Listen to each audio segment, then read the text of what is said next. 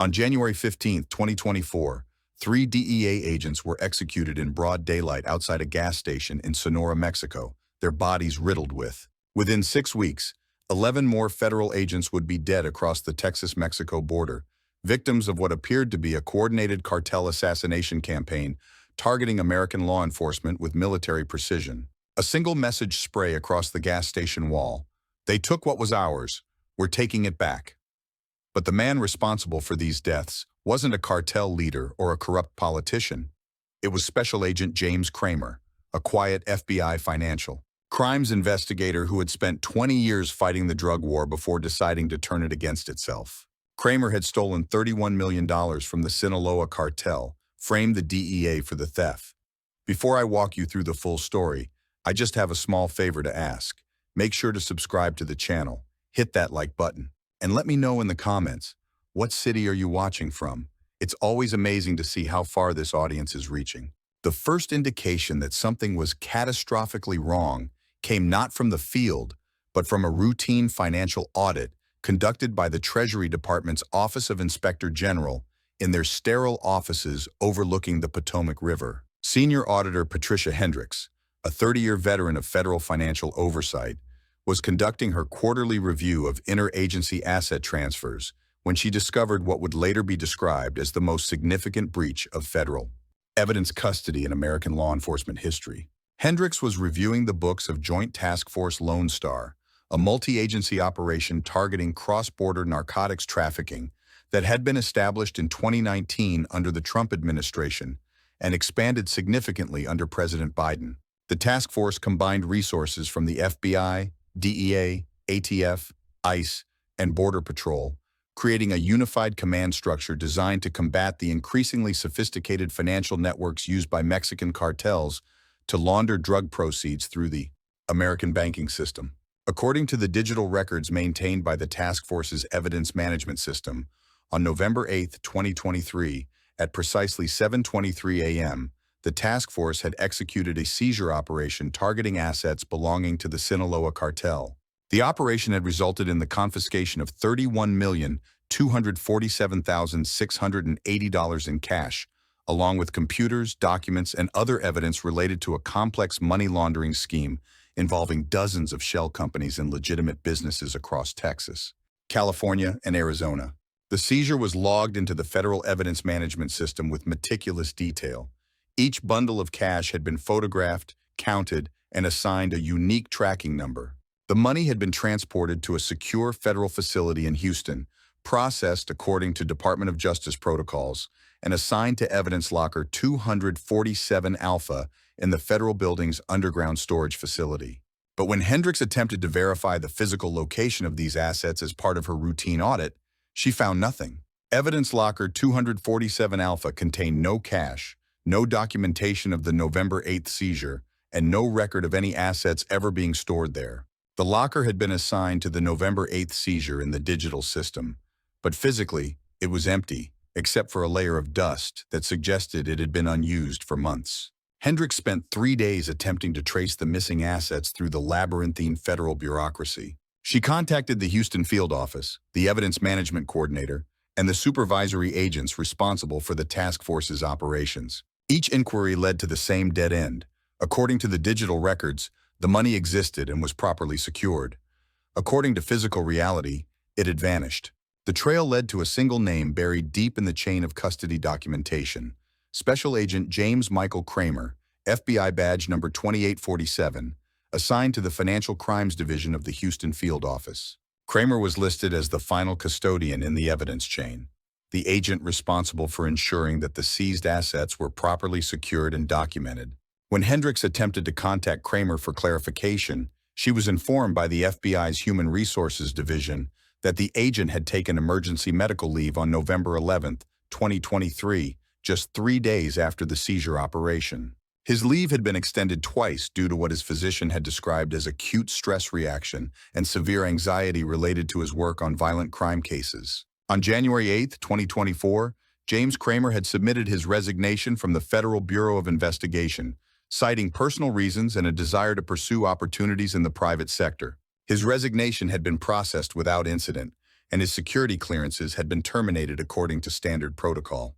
The sophistication of Cramer's operation became clear only after federal investigators began piecing together the fragments of what he had orchestrated over the course of 8 months. This was not a crime of opportunity, but a meticulously planned operation that exploited the very systems designed to combat organized crime, turning the weapons of law enforcement against themselves in a way that demonstrated both intimate knowledge of federal procedures and a calculating intelligence that had remained hidden for years. Cramer had identified his target through routine financial intelligence gathering, conducted as part of his legitimate duties with the FBI's Financial Crimes Division.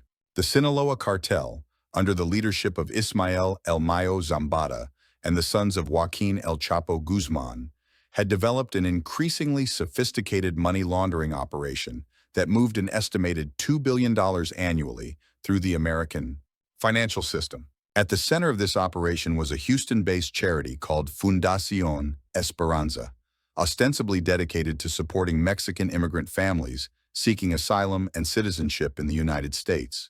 The charity had been incorporated in Texas in 2018 and had quickly grown to become one of the largest immigrant support organizations in the Southwest, processing nearly $200 million annually through its various programs and initiatives. What made Fundación Esperanza particularly attractive to the cartel was its legitimate humanitarian mission, which provided perfect cover for large cash transactions and international wire transfers. The charity regularly received donations from successful Mexican-American businessmen, processed payments for legal services and family reunification programs, and maintained accounts in both American and Mexican banks. Cramer had been monitoring the charity's financial activities since early 2023 as part of a broader investigation into cartel money laundering operations. He had identified 17 different shell companies that were funneling drug proceeds through the charity's accounts, using a complex web of fake invoices, inflated service contracts, and fraudulent donation records to disguise the source of the funds. But rather than reporting his findings to his supervisors and initiating a legitimate law enforcement action, Cramer began planning something far more ambitious and destructive. On October 15, 2023, Cramer filed a seizure warrant using Form DEA 7, a document that had been retired from official use in April 2022 following the implementation of new interagency coordination protocols. The form had been replaced by a more comprehensive document that required multiple supervisory approvals and cross-agency notification, but the old forms remained in the federal database and could still be processed by automated systems that had not been updated to reflect the procedural changes. Cramer routed this warrant through the defunct Asset Recovery Protocol, an administrative procedure that had been established in 2019 to handle seizures related to closed investigations, but had been discontinued in 2021 following budget cuts. The protocol bypassed normal supervisory review and allowed for immediate asset seizure in cases where delay might result in the loss of evidence or the flight of suspects. The warrant authorized the seizure of assets from 17 different accounts tied to Fundación Esperanza, totaling approximately $45 million in cash and securities. Cramer had deliberately inflated the authorized amount to ensure that his operation would fall within the warrant's scope, providing legal cover for the theft he was planning. 3 weeks later, on November 8, 2023, at 6:47 a.m., Cramer executed what appeared to be a standard federal raid on the charity's offices in a converted warehouse on Houston's east side. He had contracted with Blackwater Tactical Solutions, a private security firm that specialized in providing personnel for federal law enforcement operations, to provide 6 armed agents for the raid. The team was issued temporary federal identification cards and DEA tactical gear that Cramer had purchased through Government Surplus Direct, a legitimate dealer in retired federal equipment. The identification cards were expertly crafted forgeries that would pass casual inspection but would not survive database verification. The tactical gear was authentic but obsolete, retired from service but still bearing DEA logos and identification numbers. The team arrived at the charity's offices in 3 vehicles bearing authentic DEA license plates that Cramer had requisitioned through an emergency authorization form typically used for undercover operations. The plates had been assigned to vehicles that were supposed to be conducting surveillance in El Paso, but the agents responsible for that operation had been told that their mission had been postponed due to budget constraints. The raid was executed with professional efficiency that suggested military or law enforcement training. The team breached the building's security, secured the premises, and began systematically searching for evidence of money laundering activities. They seized computers, documents, financial records, and most importantly, $31,247,680 in cash that had been stored in a concealed safe behind a false wall in the charity's conference room. The safe had been installed by the cartel specifically to hold cash that was awaiting laundering through the charity's various programs. It contained money from drug sales across Texas, Louisiana, and Arkansas, bundled in $10,000 stacks and secured with bank-issued currency bands. Each bundle was marked with a small adhesive label indicating its source and intended destination within the laundering network. The operation lasted exactly 97 minutes. When it concluded, the team loaded the seized assets into a rental truck bearing the logo of Southwest Document Services, a legitimate business that provided records management for federal agencies. The truck had been rented by Cramer using false identification and paid for with a credit card linked to one of his fabricated identities. Left behind in the charity's offices were 3 pieces of evidence that would later prove crucial to Cramer's deception. The first was a DEA Field Operations Manual, specifically the 2019 edition that contained outdated protocols for asset seizure and evidence handling. The manual had been left open to a page describing procedures for seizing large amounts of cash from suspected money laundering operations. The second piece of evidence was a federal identification badge belonging to Agent Marcus Rodriguez of the Houston DEA office. Rodriguez was a 12-year veteran of the agency who specialized in financial investigations and had an exemplary service record. The badge appeared to have been dropped during the raid, suggesting that Rodriguez had been present during the operation. The third piece of evidence was a manila folder containing what appeared to be internal DEA communications about the investigation into Fundación Esperanza. The documents included surveillance reports, financial analysis, and operational planning materials that suggested the DEA had been investigating the charity for months and had been preparing to shut down what they believed to be a major money laundering operation.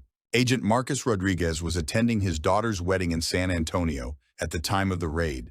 He had no knowledge of the operation, the charity, or the missing badge that would later be found at the scene. His badge had been reported stolen 3 weeks earlier when his vehicle was broken into outside a restaurant in Houston, but the theft report had been filed with local police rather than federal security, allowing Cramer to obtain a copy and use it for his deception. James Michael Cramer was born in Tucson, Arizona, on March 12, 1977, the only child of Robert Cramer, a U.S. Border Patrol agent, and Maria Santos Cramer, a bilingual elementary school teacher who had immigrated from Sonora, Mexico, in the 1960s. His childhood was shaped by the unique perspective of growing up in a law enforcement family in a border community, where the realities of drug trafficking and immigration were daily concerns rather than abstract policy issues. Cramer excelled academically throughout his childhood, demonstrating a particular aptitude for mathematics and logic puzzles that would later serve him well in financial investigations. He was described by teachers as intelligent but reserved, a student who preferred working alone and rarely participated in group activities or sports. His high school yearbook listed his interests as chess, computer programming, and forensic science. He graduated summa cum laude from Arizona State University in 1999 with a Bachelor of Science degree in criminal justice and a specialization in forensic accounting. His senior thesis, titled Digital Forensics in Financial Crime Investigation, examined the use of computer analysis to trace money laundering operations and was later cited in several academic papers on the subject.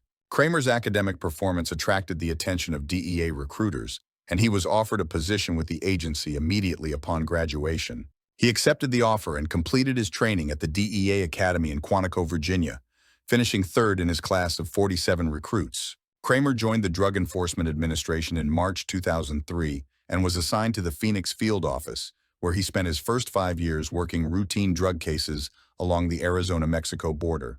His early performance evaluations described him as thorough, methodical, and unusually skilled at tracing the financial aspects of drug trafficking operations. His first major case involved a money laundering operation run by the Tijuana Cartel that was moving approximately $50 million annually through a network of check-cashing businesses in Phoenix and Tucson. Cramer spent 18 months unraveling the financial network, identifying key players, and building a case that ultimately resulted in 37 arrests and the seizure of $12 million in assets. The success of the Tijuana case established Cramer's reputation as one of the DEA's most skilled financial investigators. He was promoted to senior special agent in 2008 and was assigned to increasingly complex cases involving international money laundering and cartel financing operations. Over the next 9 years, Cramer worked on dozens of major investigations, always focusing on the financial aspects of drug trafficking rather than street-level enforcement. He developed expertise in offshore banking, cryptocurrency transactions, and sophisticated laundering schemes that utilized legitimate businesses to disguise drug proceeds. His DEA personnel file, obtained through Freedom of Information Act requests following his disappearance, paints the picture of a competent but unremarkable agent who consistently received positive performance evaluations but never sought promotion. Beyond his role as a financial investigator, his supervisors noted his ability to work independently for extended periods and his skill at developing confidential informants within the financial services industry. But Cramer's colleagues remember him differently. Agent Sarah Martinez, who worked with Cramer on several cases between 2010 and 2015, later told investigators that he had become increasingly cynical about the effectiveness of drug enforcement efforts. She recalled conversations in which Cramer expressed frustration with what he saw as the futility of seizing drug money that would be replaced within weeks of its confiscation. In 2017, Cramer made an unusual career move, transferring from the DEA to the FBI's Financial Crimes Division. The transfer required him to complete additional training and submit to enhanced background investigation, but it was approved without incident. His application cited a desire to work on broader financial crimes beyond narcotics-related cases and an interest in developing expertise in corporate fraud and international banking violations. Cramer was assigned to the FBI's Houston field office, where he worked under the supervision of Assistant Special Agent in Charge David Morrison. Morrison would later describe Cramer as an ideal subordinate, intelligent, hardworking, and virtually invisible. He rarely spoke during briefings, never complained about assignments, and consistently produced thorough, well-documented reports on his investigations. But Cramer's private writings, discovered on an encrypted hard drive hidden in his apartment following his disappearance, revealed a very different story. The drive contained over 200 pages of notes, observations, and increasingly bitter commentary on the drug war and federal law enforcement efforts. The earliest entries, dating from 2018, focused on specific cases and investigative techniques. But as the entries progressed, they revealed Cramer's growing disillusionment with what he saw as the fundamental futility of law enforcement efforts against organized crime. One entry, dated June 15, 2022, read, "Seized $47 million from Los Zetas last month. Biggest single seizure in Houston office history. Morrison gave me a commendation. By Christmas, they'll have replaced it twice over. We're not law enforcement. We're janitors cleaning up the same mess every day while the machine that makes it grows stronger. The only people getting rich are the contractors and the private prisons." Another entry from September 3, 2023, was more telling. "The system is broken beyond repair. They take from us, we take from them, and the cycle continues while people die on both sides. Politicians get to look tough on crime, cartels get to eliminate competition, and agents like me get to pretend we're making a difference. But what if we could turn their own weapon against them? What if we could make them fight each other instead of us? What if we could break the cycle by breaking the players?" The final entry, dated October 10, 2023, just 5 days before Cramer filed the false seizure warrant, was chilling in its clarity. "I've found the answer. Not justice through law, but justice through chaos. They want to play games with American lives? Let them play against each other. The money is just the beginning. The real prize is watching them destroy themselves." Cramer's plan required intimate knowledge of how federal agencies investigate and prosecute financial crimes, knowledge that he had acquired over 20 years of law enforcement experience. He understood that the key to success lay not in avoiding detection, but in directing suspicion toward the wrong target, while ensuring that the true perpetrator remained invisible within the chaos that would inevitably follow. His first step was to establish a comprehensive false narrative that would explain not only the theft of cartel money, but also provide a compelling motive that would drive the Sinaloa organization to seek revenge against American law enforcement. This narrative had to be sophisticated enough to survive scrutiny by both federal investigators and cartel intelligence operatives, while simultaneously concealing Cramer's own involvement. Using his legitimate access to DEA case files and FBI financial crime databases, Cramer began constructing a fictional investigation into Fundación Esperanza that predated the actual theft by 8 months. He created digital documentation suggesting that the charity had been under intense DEA surveillance since March 2023, and that the agency had been preparing to shut down what they believed to be one of the largest money laundering operations in the southwestern United States. The fictional investigation was remarkably detailed and professionally crafted. Cramer created surveillance logs showing DEA agents conducting round-the-clock monitoring of the charity's offices and key personnel. He fabricated financial analysis reports that traced money flows through the charity's accounts and identified specific transactions that appeared suspicious. He even created falsified recordings of phone conversations between charity officials and supposed cartel operatives, using voice synthesis technology to generate realistic audio that would support his narrative. Most importantly, Cramer created a false operational plan that indicated the DEA intended to seize cartel assets, not for evidence or forfeiture proceedings, but to fund expanded covert operations against the Sinaloa organization. This document, which would later be discovered by cartel intelligence operatives, suggested that the DEA was engaged in what amounted to government-sanctioned theft, using cartel money to finance black budget operations that Congress had refused to authorize. The operational plan was presented as a classified memorandum from DEA Administrator Ann Milgram to Attorney General Merrick Garland, requesting authorization for alternative funding mechanisms for enhanced counter-narcotics operations. The document outlined a program called Operation Payback that would use seized cartel assets to fund undercover operations, intelligence gathering, and equipment purchases that were not covered by traditional federal budgets.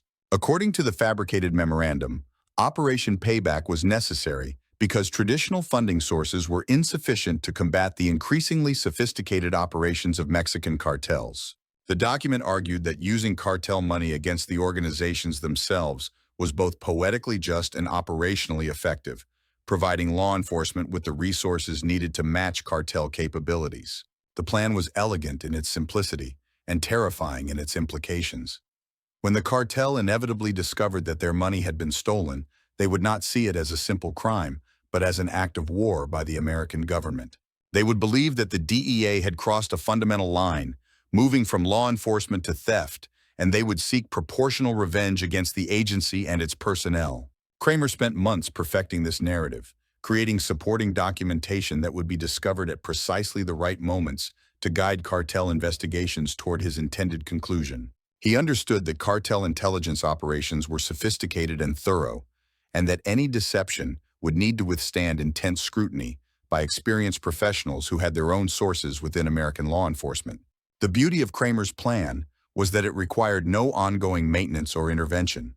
Once the false narrative was established and the supporting evidence was in place, the conflict between the cartel and the DEA would be self-sustaining. Each act of cartel retaliation would reinforce the belief that the government had declared war on the organization, while each government response would be seen as further evidence of American aggression. James Cramer would disappear into the chaos he had created, leaving behind a war that would consume both sides while he lived comfortably on the $31 million he had stolen from the very people he had turned against his former colleagues. The success of Cramer's operation depended on his ability to convince the Sinaloa cartel that the DEA had not only stolen their money, but had done so as part of a deliberate policy of economic warfare against their organization. This required him to deliver compelling evidence to cartel intelligence operatives while ensuring that the information appeared to come from legitimate sources rather than an elaborate deception. Cramer's knowledge of cartel operations, developed over 20 years of law enforcement experience, gave him crucial insights into how the organization gathered and evaluated intelligence about American law enforcement activities. He knew that the Sinaloa cartel maintained sophisticated intelligence networks within the United States, including sources within law enforcement agencies, financial institutions, and government contractor organizations. 2 days after the raid on Fundación Esperanza, an anonymous package was delivered to the office of Miguel Santos, a Houston attorney who was known to represent various individuals with suspected ties to Mexican organized crime. Santos had never been charged with any crimes, but federal investigators had long suspected that he served as a conduit for communications between cartel leadership and their American operations. The package, delivered by a courier service that specialized in anonymous deliveries, contained photocopies of what appeared to be internal DEA communications, discussing the seizure of cartel assets from Fundación Esperanza. The documents bore authentic-looking letterhead, classification markings, and distribution lists that suggested they were genuine government communications. The most damaging document appeared to be an internal memorandum from DEA Special Agent in Charge David Morrison to his supervisory staff, outlining the success of what he called Operation Payback and discussing plans to use the seized funds to expand undercover operations against the Sinaloa organization. The memorandum specifically mentioned the $31 million seizure and described it as a significant victory in our economic warfare campaign against cartel financial networks. The memorandum also contained language that was deliberately inflammatory and designed to provoke cartel retaliation. Morrison was quoted as saying that, "We need to hit these bastards where it hurts most, their wallets, and that every dollar we take from them is a dollar they can't use to kill Americans or corrupt our institutions." A week later, a USB drive was anonymously delivered to Rosa Martinez, a Mexico City journalist who specialized in covering cartel activities and government corruption. Martinez had built a reputation for accurate reporting on organized crime and was known to have sources within both cartel organizations and Mexican law enforcement agencies. The USB drive contained digital files that appeared to be DEA operational records, including detailed surveillance reports on cartel financial operations and internal communications between DEA agents discussing the seizure of money from Fundación Esperanza. The warrant authorized the seizure of assets from 17 different accounts tied to Fundación Esperanza, totaling approximately $45 million in cash and securities. Most damaging were audio recordings that appeared to capture conversations between DEA agents celebrating the success of their theft and discussing how they planned to use the money against the cartel. The recordings, created using sophisticated voice synthesis technology, featured agents bragging about taking the bastards' money and discussing specific plans for using the funds to purchase surveillance equipment and pay informants. One recording, supposedly captured during a celebration at a Houston restaurant, featured an agent saying, $31 million of their own money, and now we're going to use every penny of it to destroy them. They want to play games with American lives? Now they get to pay for their own destruction. The files also included personal information about DEA agents stationed along the Texas-Mexico border, including their home addresses, family members, and operational schedules. This information had been compiled from legitimate government databases that Cramer had access to through his FBI position, but it was presented as evidence that the DEA was planning expanded operations against cartel personnel and their families. Within days, the information from both the anonymous package and the USB drive had been passed to cartel intelligence operatives through the complex network of lawyers, journalists, and intermediaries that facilitated communication between organized crime groups and their various contacts. The message was clear and unambiguous.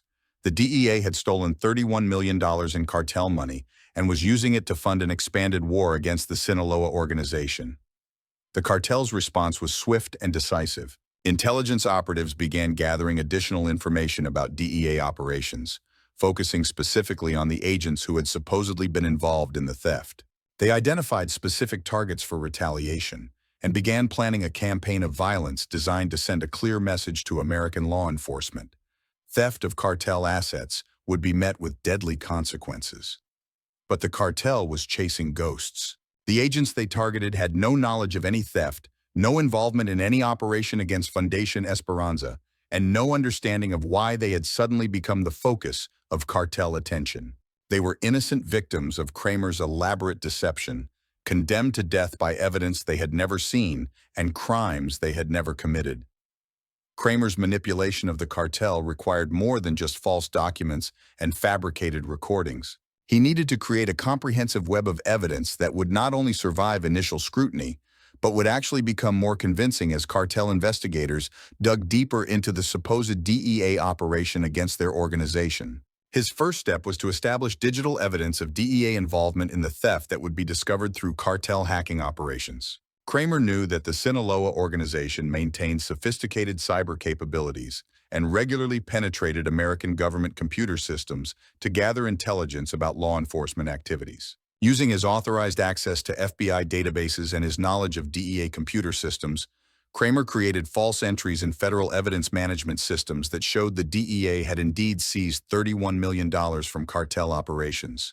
These entries were carefully backdated and integrated into existing case files in a way that made them appear to be legitimate government records. The false entries were not simply inserted into databases, but were created as part of a comprehensive fictional case file that included surveillance reports, financial analysis, and operational planning documents. The case file was assigned to Agent Marcus Rodriguez, whose stolen badge had been left at the charity, and was given a classification level that would make it accessible to cartel hackers while appearing to contain sensitive operational information.